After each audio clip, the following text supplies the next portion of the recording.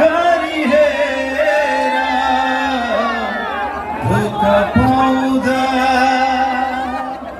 कस्तो हुन्छ पाकेर खाएको फल काँचैमा लाएको माया पाकेर खाएको फल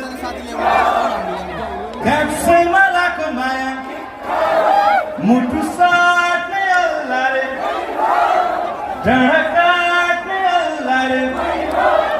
बेहोसी पछि त होसमा आउँदा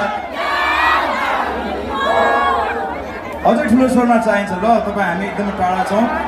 बेहोसी पछि त होसमा आउँदा यो शिव परियार बहराइन आउँदा जुनी भरि